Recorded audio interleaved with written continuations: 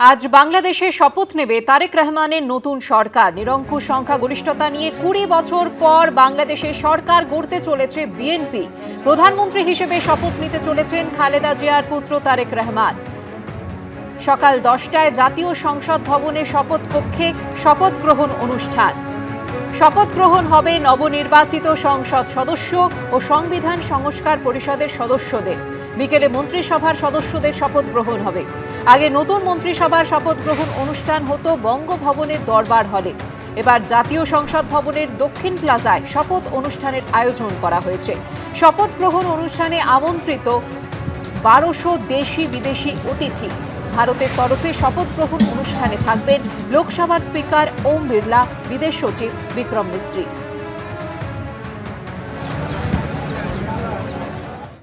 এসআইআর-এর কাজে নিয়ম ভঙ্গের অভিযোগে এবার ৭ আধিকারিককে সরাসরি তাদের সরকারি পদ থেকেও সাসপেন্ড করল নির্বাচন কমিশন।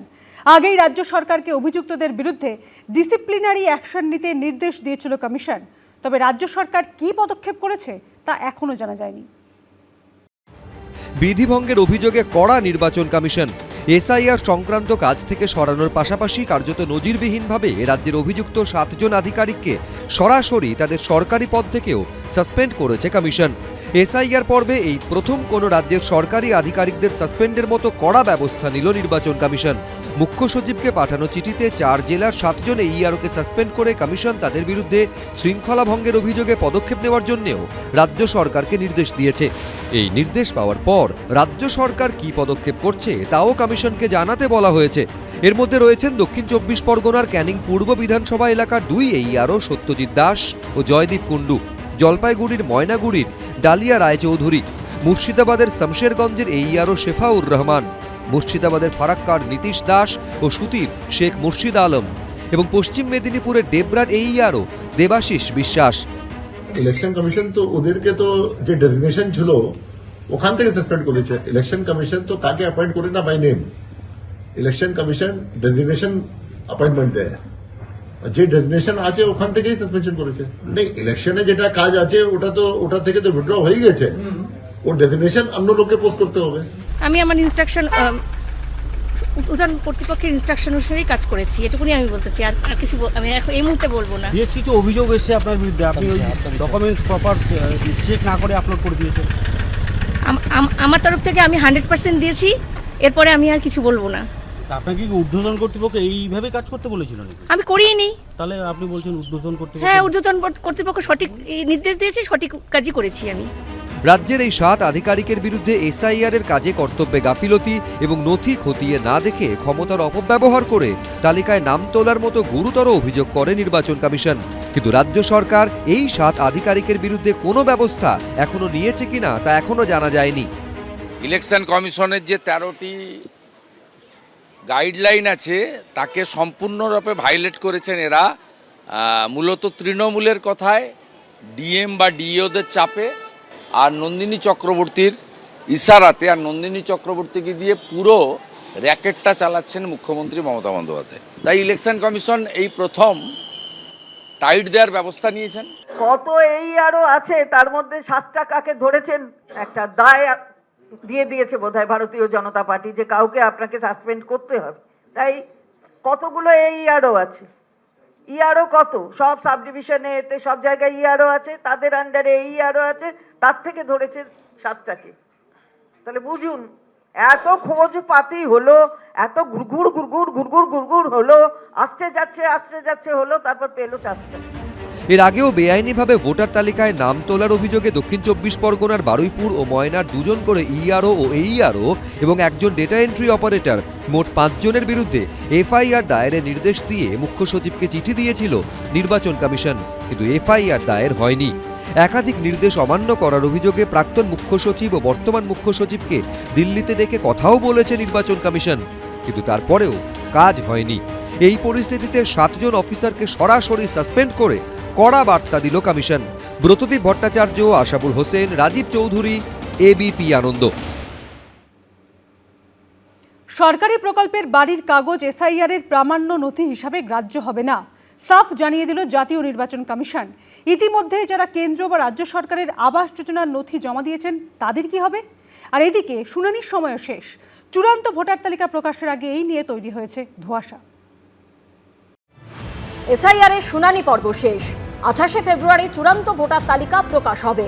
দলের পরে ভোটের দিনক্ষণ ঘোষণা হবার কথা। আপাতত স্ক্রুটিনি চলছে। শুনানি পর্বে প্রামাণ্য নথি হিসেবে অনেকেই জমা দিয়েছেন সরকারি প্রকল্পের বাড়ির কাগজ, কিন্তু তাকে প্রামাণ্য নথি হিসেবে গৃহীত হবে, গ্রহণ করবে নির্বাচন কমিশন? এই নথি জমা দিয়ে কি নিজেকে ভোটার হিসেবে প্রমাণিত করা যাবে? এই নিয়ে এবার স্পষ্ট নির্দেশিকা দিল জাতীয় নির্বাচন কমিশন। নির্বাচন কমিশন জানিয়ে দিল, বাংলার বাড়ি প্রকল্পের নথি এসআইআর এর জন্য গ্রহণযোগ্য নয়। এমনকি প্রধানমন্ত্রী আবাস যোজনা, ইন্দিরা আবাস যোজনার নথিও গ্রহণ করবে না নির্বাচন কমিশন।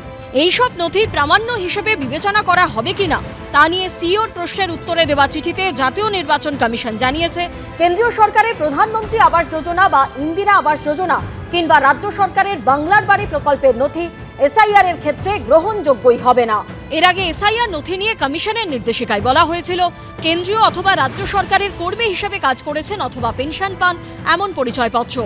1987 সালের 1 জুলাইয়ের আগে ব্যাংক, পোস্ট অফিস, এলআইসি, স্থানীয় প্রশাসনের দেওয়া যে কোনো নথি, বার্থ সার্টিফিকেট, পাসপোর্ট, মাধ্যমিক বা তারপরে শিক্ষাগত যোগ্যতার সার্টিফিকেট, রাজ্য সরকারের উপযুক্ত কর্তৃপক্ষের দেওয়া বাসস্থানের শংসাপত্র, ফরেস্ট রাইট সার্টিফিকেট, জাতিগত শংসাপত্র, কোনো নাগরিকের ন্যাশনাল রেজিস্টার, স্থানীয় প্রশাসনের দেওয়া পারিবারিক রেজিস্টার, জমি অথবা বাড়ির দলিল। এছাড়া সুপ্রিম কোর্টের নির্দেশ অনুযায়ী পরিচয়পত্র হিসাবে আধার কার্ড দেখানো যাবে, তবে তা দেখিয়ে নাগরিকত্বের দাবি করা যাবে না। কিন্তু এবার কমিশন সাফ জানিয়ে দিল, কেন্দ্র বা রাজ্য কোনো আবাস যোজনার নথি এসআইআর এর প্রামাণ্য হিসেবে বিবেচিত হবে না। এই আবহে প্রশ্ন হলো, ইতিমধ্যেই যারা কেন্দ্র বা রাজ্য সরকারের আবাস যোজনার নথি জমা দিয়েছেন তাদের কি হবে? তাদের নাম কি তাহলে চূড়ান্ত ভোটার তালিকায় উঠবে না? এটা যেটা আমি দেখলাম, যেটা আজকে এসছে, যেটা আছে ওটা এটা আছে কি this document by itself is not sufficient for that thing SIR document. যে আপনার 13 ডকুমেন্টস আছে ওর মধ্যে this is not the only document which can be eligible. নির্বাচন কমিশনের নতুন নির্দেশিকা নিয়ে আপত্তি জানিয়ে তৃণমূলের তরফে পোস্ট করে বলা হয়েছে, সুপ্রিম কোর্টের নির্দেশের মর্ম লঙ্ঘন করে এবং প্রযুক্তিগত অস্পষ্টতার উপর নির্ভর করে নির্বাচন কমিশন এখন সরকারি আবাসন প্রকল্পের অধীনে জারি করা আর্থিক সহায়তা অনুমোদনের চিঠিগুলিকে বৈধ নথি হিসেবে গ্রহণ করতে অস্বীকার করছে। হিয়ারিং প্রসেস শেষ। মানুষ যার যার তথ্য বৈধভাবে আছে, সুপ্রিম কোর্ট অনুমোদিত, সেগুলো আপলোড করে দিয়েছেন। তারপরে আপনারা বলছেন ওটা চলবে না। কতগুলো মানুষকে কেন বিপদে ফেলছেন? তৃণমূল কংগ্রেস এত বড় চক্রান্তের কড়া বিরোধিতা করবে। আপনারা এই নোটিশ অনৈতিক এবং অবৈধ। এসআইআর এর মূল যে বিষয় সেটা তো ইলেকশন কমিশন ঠিক করে একটা আইনের বলে। সেই আইন হচ্ছে পিপলস রিপ্রেজেন্টেটিভ অ্যাক্ট। সেই পিপলস রিপ্রেজেন্টেটিভ অ্যাক্টে এটা স্পষ্ট বলা আছে যে তারাই ভোট দিতে পারবেন যারা ভারতীয় নাগরিক। এবার এই যে ডকুমেন্টগুলোর কথা বলছেন, এই কোনোটাই ভারতীয় নাগরিকত্বের প্রমাণ নয়, সেই জন্য হচ্ছে না। আর এরই মধ্যে নির্বাচন কমিশন সূত্রে খবর, শনিবার পর্যন্ত এ রাজ্যে 1,63,000 ভোটারের নাম তালিকা থেকে বাদ গেছে। অন্যদিকে শুনানিতে হাজিরা দেননি 4,98,000। রুমা পালের রিপোর্ট, এবিপি আনন্দ।